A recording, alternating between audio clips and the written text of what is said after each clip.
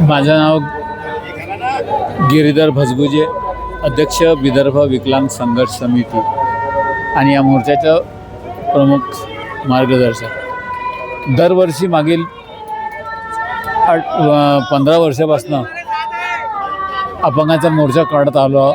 यावर्षी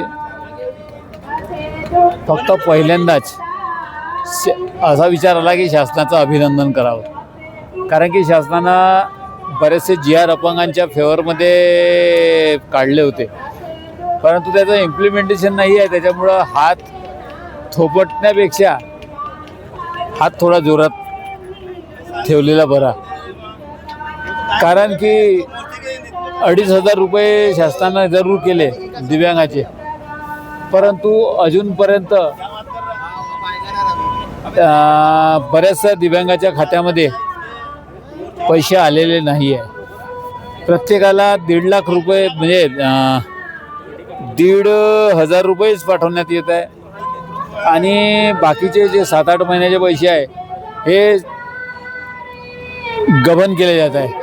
तर शासनाने ते गबन केलेले पैसे जे आहे ते निराधार योजनेच्या अंतर्गत शासनाकडे, कारण का डेटा उपलब्ध आहे सर्वांचा, तेव्हाच ते पैसे देऊन राहिलेले आहे.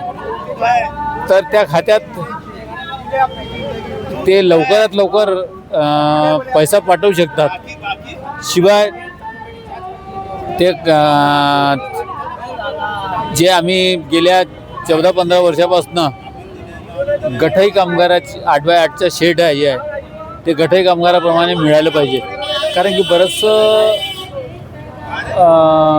बरेचसे ठिकाणी अपंगाचे शेड जे लावलेले आहे तर त्यांनी व्यवसाय करून राहिलेले आहे. तर अशा शेडला शासनानं NOC देऊन आपली मान्यता दाखवावी आणि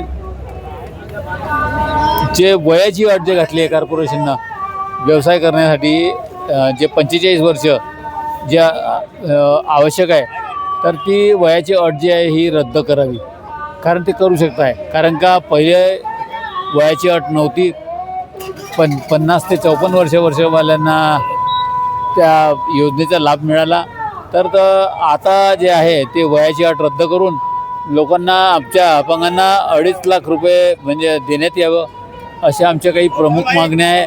घर टॅक्समध्ये सवलत मिळाली पाहिजे आणि जे आमचे ज्या प्रमुख मागण्यामध्ये तर त्या शासनाने पूर्ण कराव्या. जास्त काही मागण्या आहे नाही, 6 ते 7 मागण्या आहे. आम्ही शासनावर तरस खाऊन यावेळी अभिनंदन मोर्चा काढला. आम्ही अशा प्रकारचा दरवर्षी जो हुडदंग या ठिकाणी व्हायचा, पोलिसांना त्रास होत होता आणि शिवाय अभिनंदन म्हणजे यासाठी की या विधानसभेवरती सुद्धा हल्ला होत होता, तर तो सर्व आम्ही टाळला.